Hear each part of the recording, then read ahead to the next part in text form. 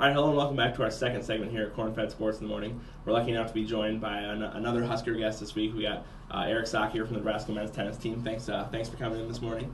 We'll jump right in. We're gonna look forward to we like to start with some sport-specific questions and move into some more fun type things. So we'll look ahead to the weekend just to start. I mean, obviously you guys got some ranked opponents coming into your turf. I mean, after a tough road trip and some of the things you guys have been through, how excited do you get for an opportunity to take on a couple of ranked foes at home? Yeah, we get really excited.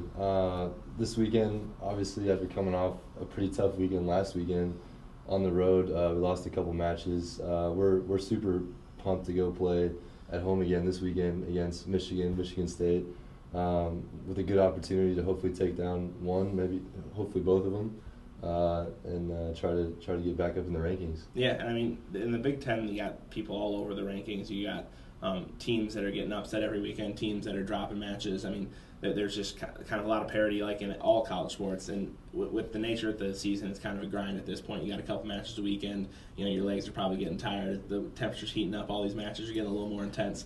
I mean, how much does it come down to just a battle at this point between, hey, it doesn't matter about rankings, it doesn't matter about what you've done so far, that at this point in the season, it's about putting all that other stuff to the side and just going out there and trying to take care of business when the match day comes?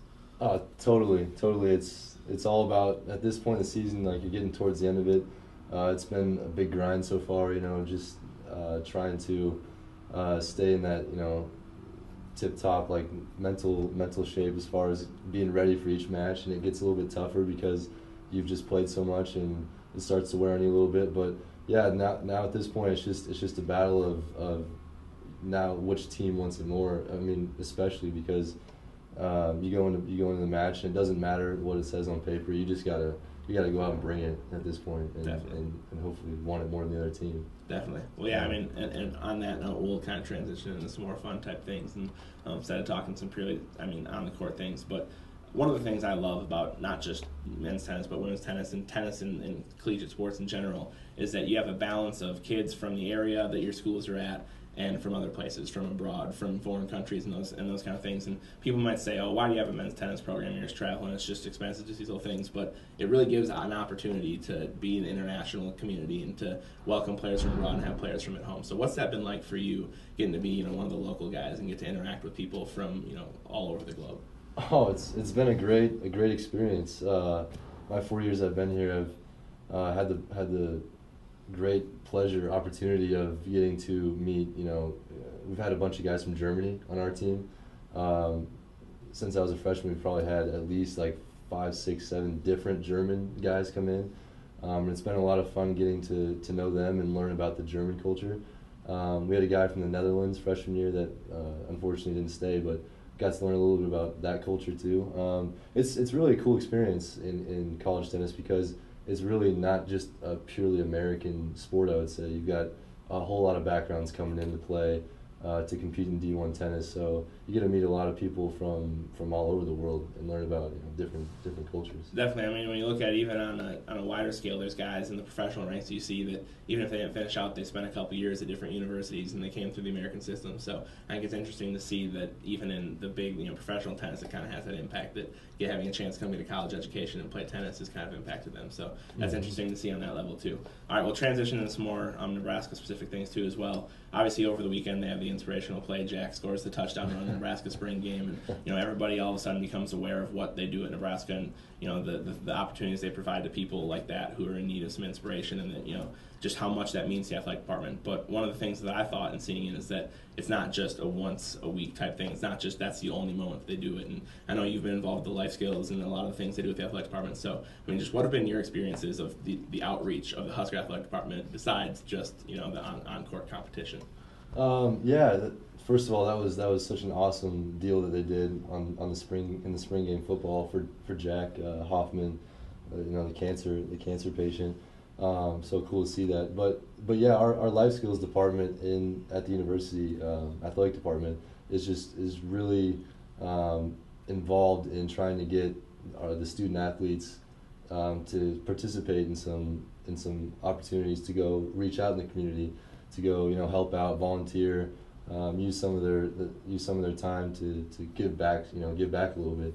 And I've had the pleasure too of getting to go I've talked to a couple schools, to some middle schools, some elementary schools, to students for School is Cool Week. To tell them school is important, and make sure that you enjoy reading and math and doing all those subjects because it'll help you later down the road. Doing that, and then some other community service type projects, going and working at a homeless feed shelter type thing. So the life skills department is really cool about getting student athletes to go give back a little bit for all the things that the university does for us. Yeah, definitely. And I think that there are some events that are publicized and that they bring some attention to. But if you saw the behind-the-scenes things, the time that 1 or 2 athletes are going to schools that you don't really know about, that nobody really makes a big deal about, I think you'd be a lot more aware of how much they actually do put people in the community and put people out there. And I mean, Rex Burkhead's there on the game day, and he's on ESPN the next day on the phone interview. He also turns around and comes and does an event with the athletic department on Tuesday and comes out and talks to local kids. So there's a lot of opportunities that I think people don't see that the athletic department does. A lot of outreach. So absolutely, we'll wrap you up here with a big picture question, and it's easy with obviously both tennis programs are seeing upswings and they're doing things that win totals being ranked, some of those kind of things that they haven't really done before. And I think a lot of what you're seeing in all the programs are kind of doing that upswing. So how much in the the ancillary programs and the smaller programs like yours does the momentum of some of the bigger programs of basketball, when all those things are facilities are being upgraded, when all those kind of things are developing, how much does it just help the whole athletic department that you're kind of seeing all these sports kind of step up? I mean, do you think that has something to do with it, that all the facilities, the academics, that all those things kind of contribute to even the men's tennis team doing better? Yeah, absolutely. I think that's a really great point you bring up, that I think as being, no matter what team you're on, if you're seeing the university take initiative to upgrade and put a lot of effort into building up a lot of the programs and facilities, it is motivating probably to many student athletes to try to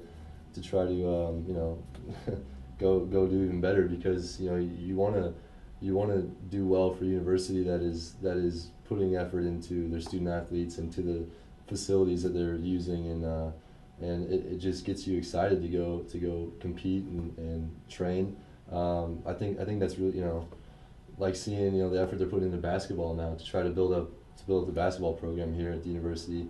I think to try to get to that next level for them, so that you're just better in more sports, not just be known as purely maybe a football school or 1 or 2, 3 sports school, to try to build up all of your programs. I think that's really cool to be a part of, and the student athletes coming here next year and down the road will be able to use all the facilities, and that'll be really exciting for them too. And I think it does kind of brush off a little bit. Yeah. Maybe for instance like Louisville, just won the basketball. Maybe their other sports now are kind of like motivated. Yeah, our school did something cool. We want to do something cool too. Definitely, and the reason I bring that up is, well, in an interview I had with one of the Germans that you mentioned before, that they mentioned that you come here and you see the state and you just know that you're part of that tradition, and it just kind of motivates you that much more. So I think it's interesting just to see how any sport, anybody talks about how the tradition, the game day experience for football, for basketball, all those things just kind of make you want to compete for Nebraska. So I think it's just interesting to see how it trickles down to all the different sports. Well, thanks for joining us. Thanks for taking some time here for our second segment of Corn-Fed Sports in the Morning. We're going to keep the guests coming this week, so we have more guests on the way. But for now, that's all with Eric Sock from the Nebraska men's tennis team. So thanks for joining us, and we'll have more with you after the break. No problem. Thank you. Yeah.